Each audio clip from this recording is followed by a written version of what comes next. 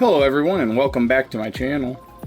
I'm just getting my paint booth all set up. I haven't cleaned the water in a couple months now, and I needed to get it all set up so I can start painting again.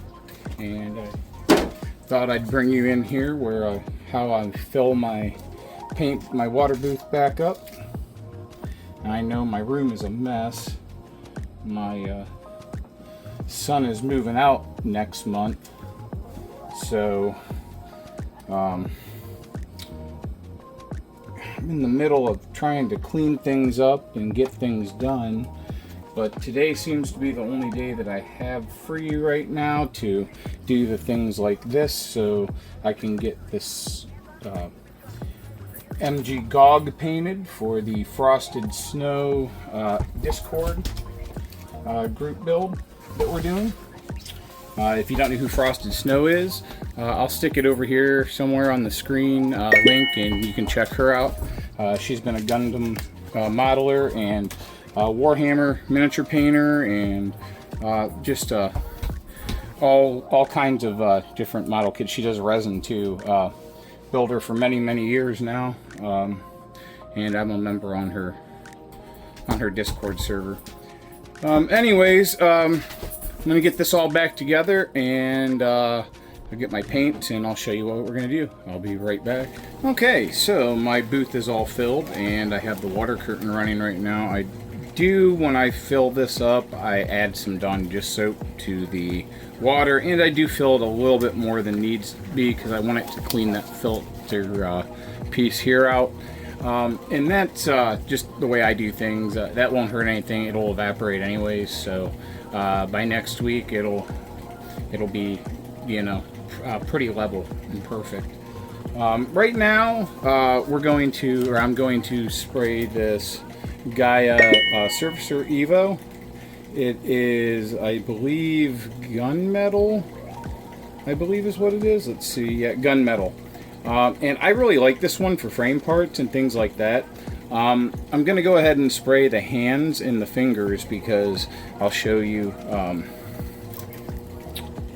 here what I want to do. See, there's this piece in here, right here, the hinge in there.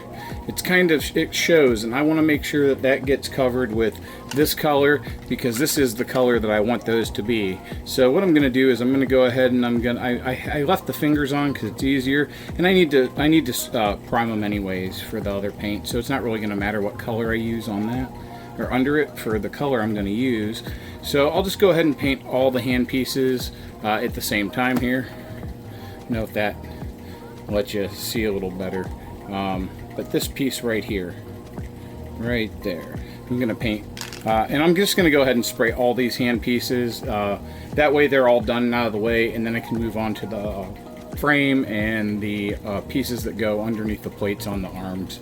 Alright, so give me a minute and I will get this loaded up in my Barbatos Rex Gallery Swallowtail that I'm really enjoying. I didn't think I'd like it as much as I do. It's a really excellent airbrush for the price. I did have the handle crack on it, and they sent me a replacement right away. So kind of happy with their customer service too. It was pretty easy. Anyways, let me get this loaded up and we'll start spraying these parts. And it's going to get a little loud because the fan's going to be going, but you'll see. Alright, give me a minute. Alright, I have the paint all loaded up in here. I'm going to pull this light down a little bit, and I'm going to start spraying. I have them all laid out. I also have them all labeled. This is the thumb, the first finger, second finger, third finger, fourth finger, and then the palm of the hand. So I'm going to start with the thumb, and my thing is going to bubble up. I might have to actually take some of that water out of there. But I'm just going to go ahead and lay this on here where I want it, like so. This airbrush has been great. It covers really well, especially for these thicker paints like the surfacers and things like that. And you can see that there, I think. No, I hope. Can you see? I have it all covered. I'm gonna set this aside. I'm gonna let it dry, and then I'll actually bend the thumb down, and I'll get that other piece in there. So let me do these other pieces here, and then I'm gonna try and take care of this water issue, because I think I did overfill it just a little bit.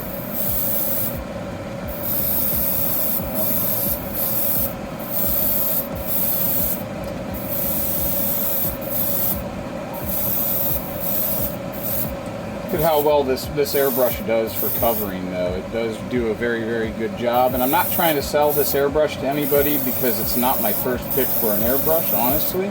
I got it because I had a discount code on Amazon on an Amazon day or something, and it was under $100, and I wanted to try it, and I wanted a trigger and something that had a 0.5 needle for spraying stuff like this. Now, I'm not even using the 0.5 needle in this. I switched it back to the 0.2 whatever. I think it's 2.8 or whatever, 2.5. Just under 3.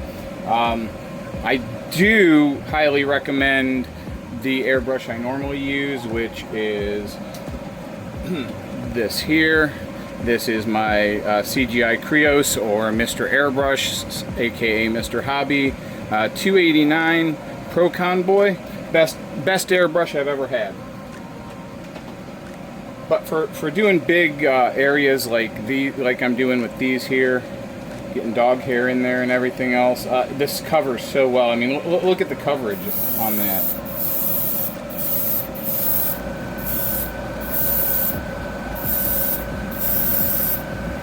Just like that. Alright, now this is already dry to the touch, so I can go ahead and bend that down, and I can go back in and get right in there. And I give it a whole nother coat real quick. And there we go. That whole spot in here is, it's hard to kind of see because of how I have to film this, but yeah, the whole thing's covered. Okay, so we have the thumb and the first finger done, except for in here. Going back in on the first finger and doing the same thing. Stick it over here. Alright, I'll show you on a big piece too. You can kind of see. I'm going to go ahead and I'm going to spray this.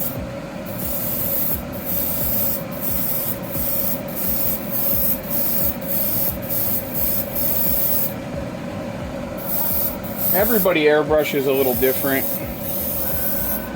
When I'm starting a piece out with surfacer, I just kind of spot it here and there because I want to make sure the paint's going to stick everywhere. Because if I don't have a good surfacer down, surface with the surfacer down, then the paint isn't going to stick to it. Then I can go in like this.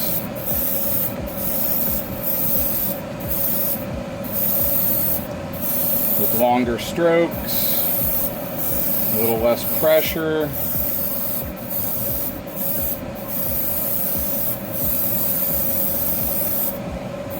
Go in and get all my areas that people might see.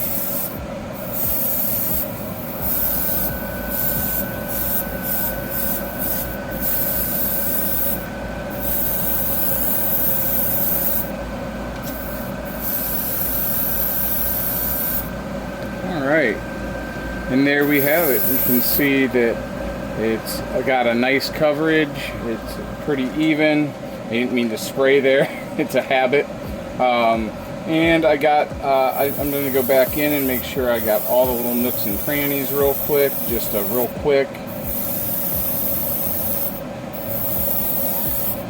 But got a really nice surface, and that'll give us a really nice paint when we lay it down. Let's see. This is hard to see because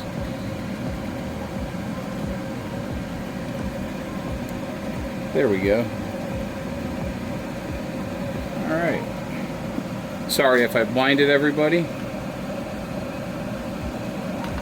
Alright, I'm going to get these parts here painted, and then I'll be back in a few minutes. See you in a bit.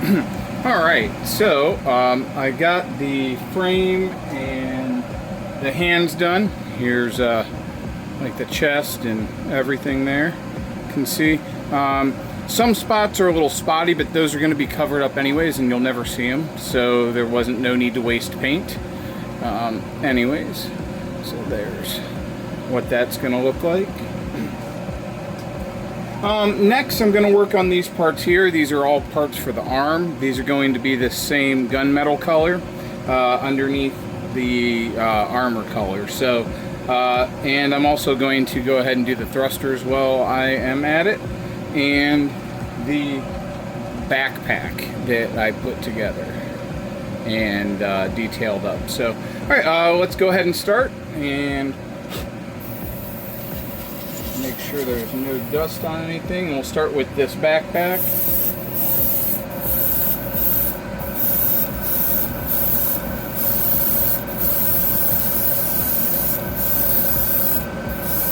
Just like this.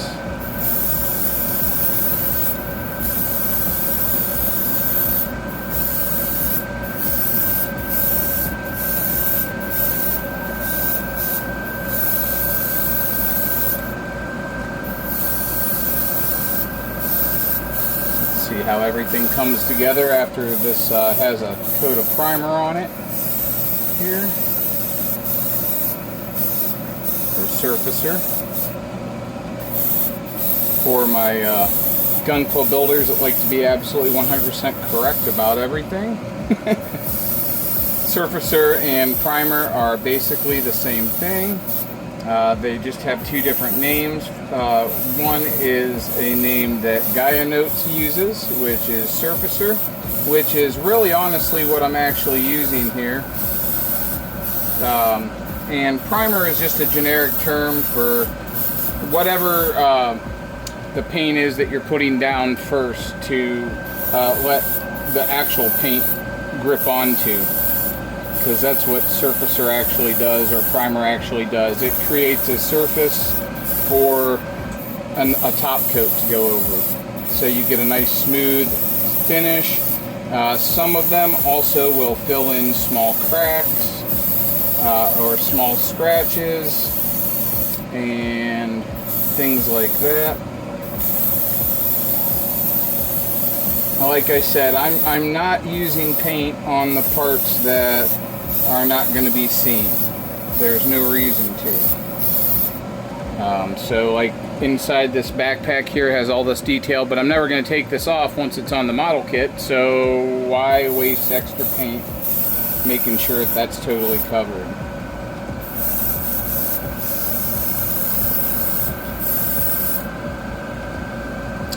Alright, and there's how that backpack looks now.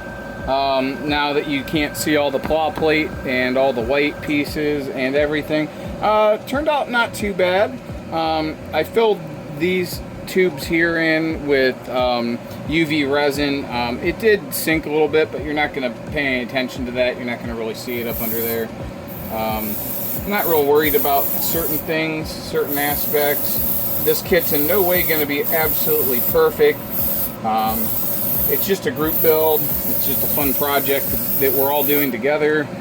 Different Xeon suits, wacky wild Xeon suits. And that means that there's no wrong way to do it. Alright, I'll move on to these arm pieces.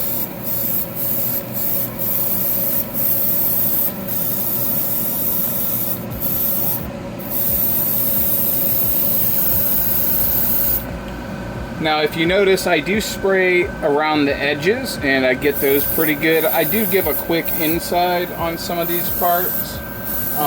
There's really, like I said, no need to waste paint on parts you're never going to see.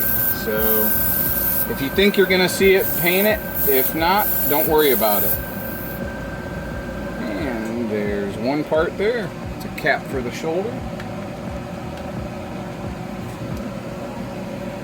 And here is the shoulder.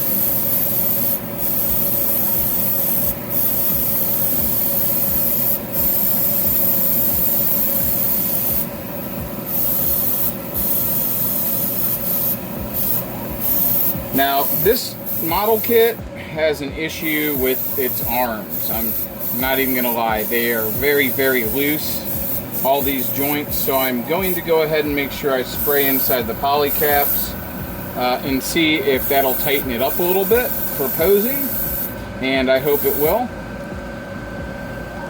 And you don't need to go overboard. Look how nice that looks compared to this tan. Alright.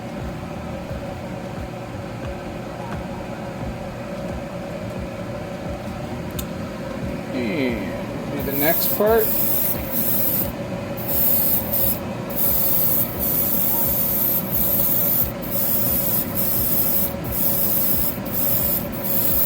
These all sit down in on each other, so you don't really see the connection part. You just see a little bit of this here, like this outer part here, when the cover's over it, the armor cover is over it. So, but I'm gonna get them good anyways, just because I'm gonna get them the best I can without going overboard.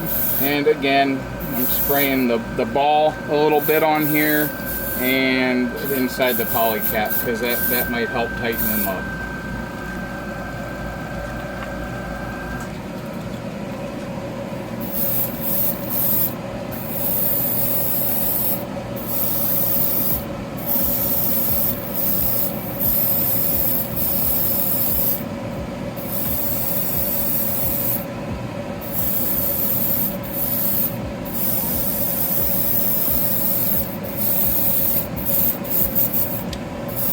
If anybody's wondering about any of the equipment that I use, like these paint clips here, you just leave a message down below or leave a, underneath the video, and I'll be glad to answer where I got it from and what they are. I do have links for everything already ready to go. Most everything I get is off Amazon, so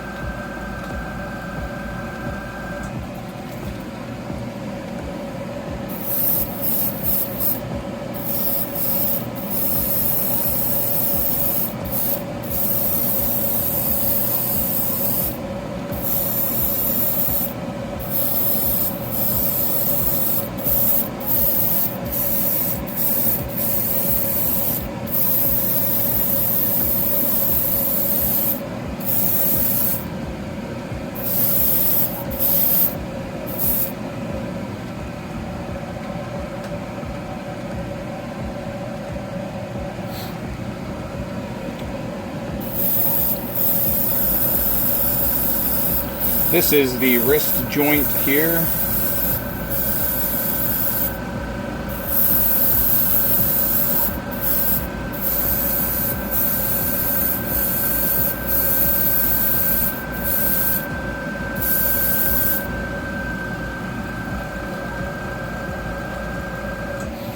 And this is the other half of the wrist joint. This goes down into the hand, and then the wrist joint goes into this spot here. So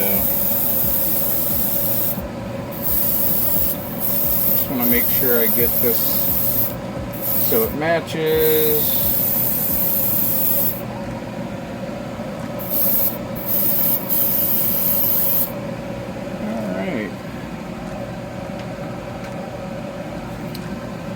And we'll do it backwards here.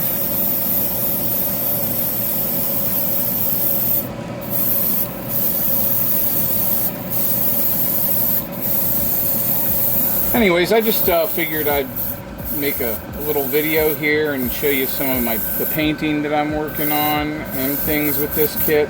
I kind of got carried away and forgot to film anything for all the claw plating and things like that I did. But if you'd like me to go over that after the kit's all painted and done, I will be glad to let you know how I did it and you know, like what exactly I did. I was watching another YouTuber, Child of Mecha.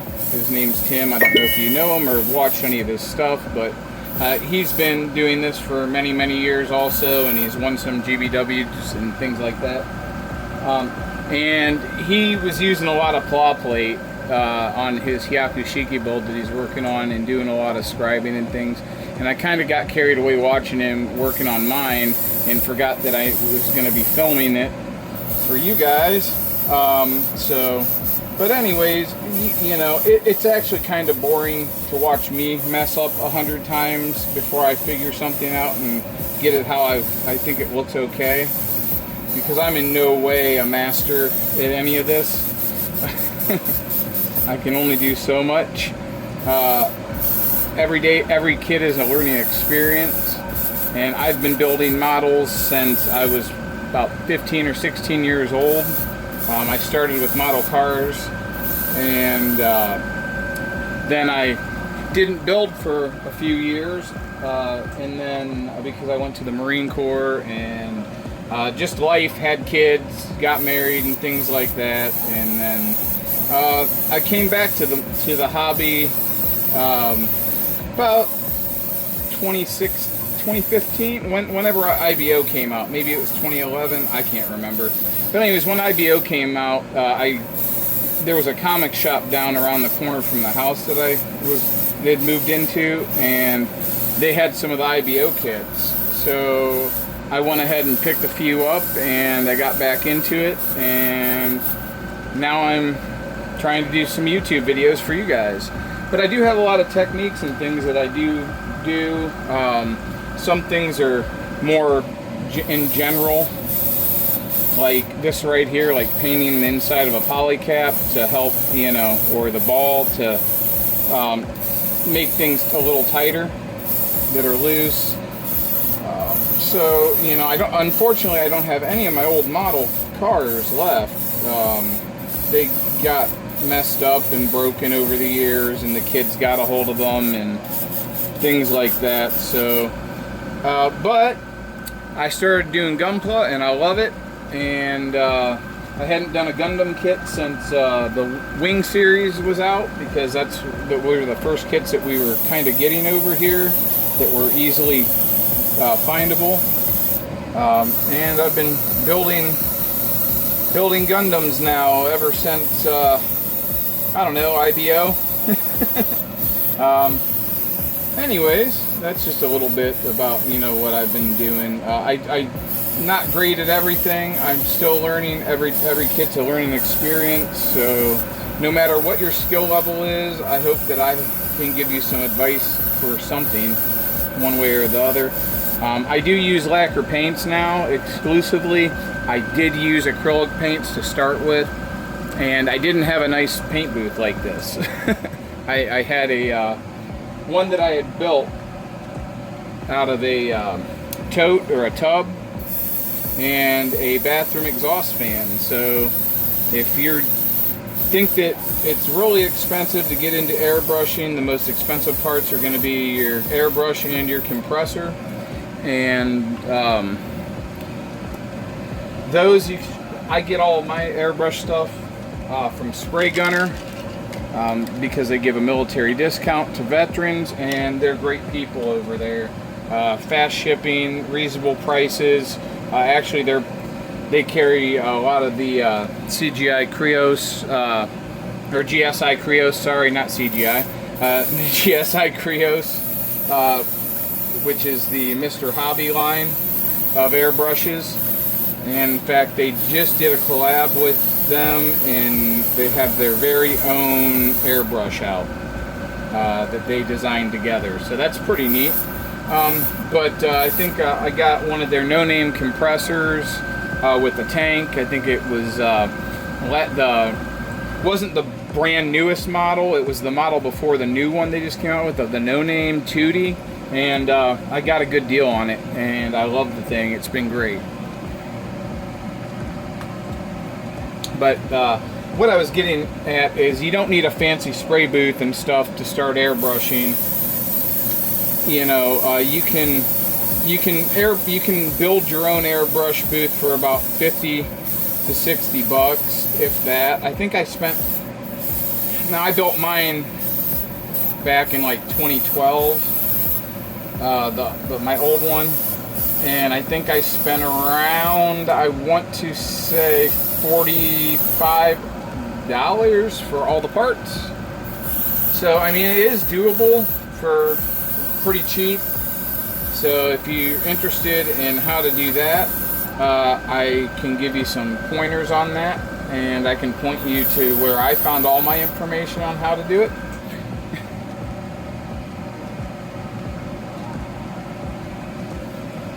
Alright, just a few more parts here, and then I'm going to end this video for today after I get these all painted up.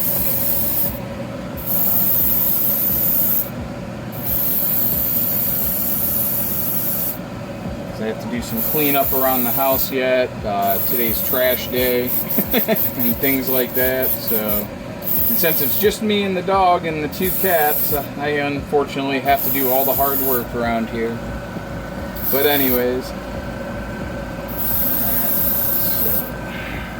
looks pretty good. Look at the detail. I don't know if you guys can see the detail in here or not. You can kind of see it. For a kit that's as old as this kit is, that's some really cool detailing stuff. Alright, these are the hip joints here. And you might be wondering why I haven't painted a leg frame, and that's because the legs frame is totally covered. In fact, you can't even really get it apart to like display the frame because of the way it's built. The piece is all one piece, and it's literally slides down on top of the leg frame, and you have to take the entire leg apart to get that panel off. So I chose not to bother painting anything but what you would see, which is the hip joint.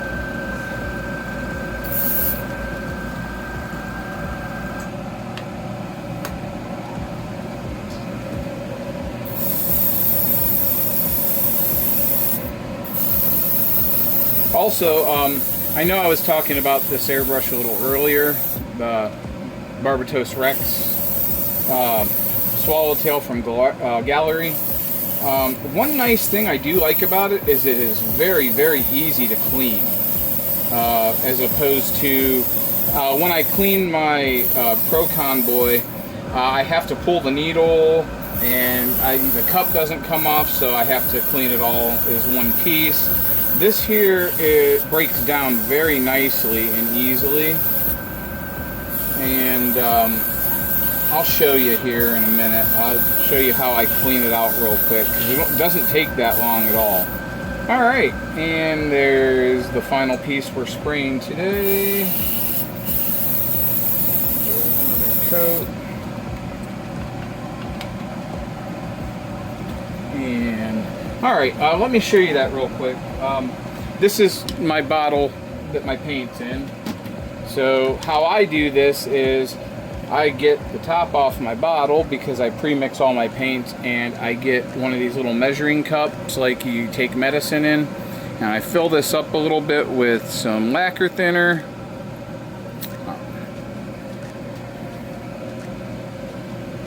About like that. Set that back over there. It's a little less than 10 mils. You don't even need that much, really. I like to use some Q-tips here, and I get an old paper towel, and the way I do it is I do this. I take the cap off my airbrush, I pour my paint back in here like this. Then what I do is I take this here and I kind of fill this up a bit like this, and I'll get it all up there with a Q-tip like that, and just like that. I lay that down and I cap this off and make sure that it's closed so I don't spill it, and I move it to the side. Then what I do is I take a paper towel and I wipe this out like that. Then on this airbrush, it's really nice because the cup unscrews. There's two different cups, and this is where it makes it like really easy to clean. So anyways, sometimes I don't get this as good as I'd like because I have a dirty paper towel, so I just do that with a little bit of thinner, and I go back in and I clean it out. I'll wipe it around here. Make sure that this is clean there, and now we have a clean cup again. You can see it's clean in there. Now in here, see right here is where that cup screws in, right here. I take one of these Q-tips here like this, and I just go in because the needle is right down in there. I kind of gets that agitated a little bit.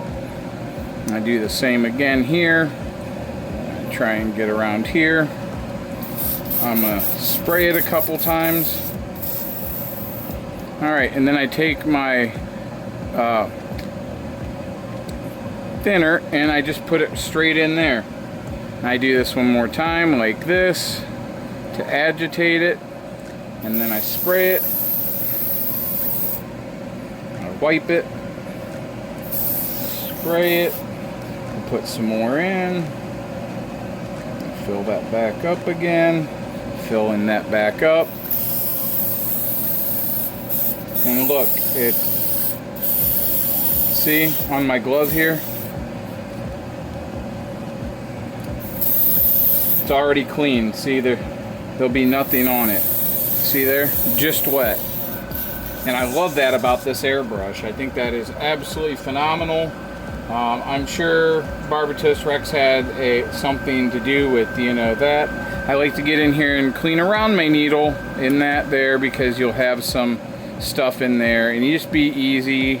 You don't want to, you're not jamming this in there, you're just kind of putting it in there. Do like that. And you get it clean, get rid of the dog hair, and you can see that's all clean in there now too.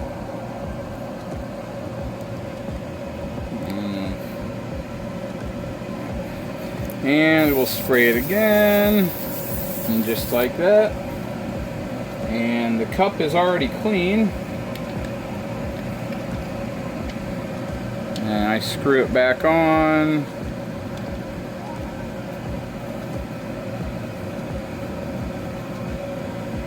Wipe this a little bit like this.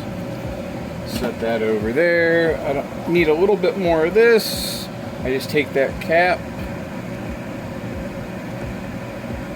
Oh, I gotta open the bottle first. Just a couple little drops in there. I take a Q-tip.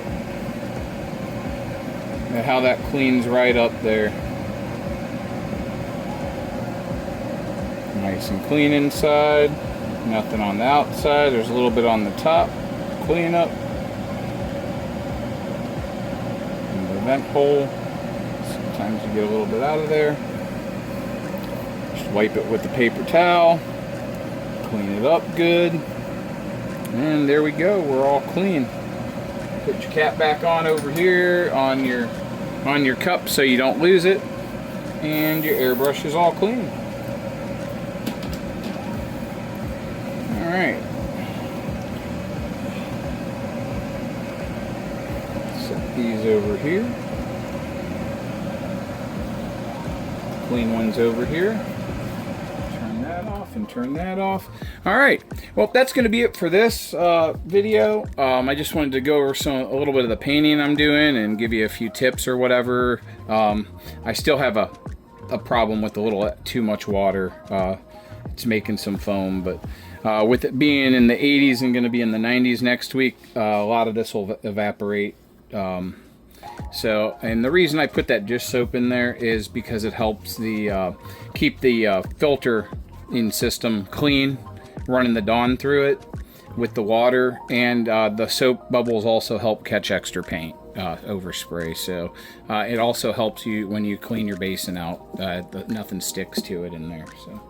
All right, well, I will see you all in the next video. Thanks for watching. Thanks for being a subscriber. If you're not a subscriber, go down below, hit that subscribe button, and make sure you hit that notification bell, and make sure it says all, so you get notifications anytime I put a video out, or eventually start going live when I can get all of my software figured out. because I'm not so great with software. I can build you a computer, I can put Windows on it, but that's about my expertise with that.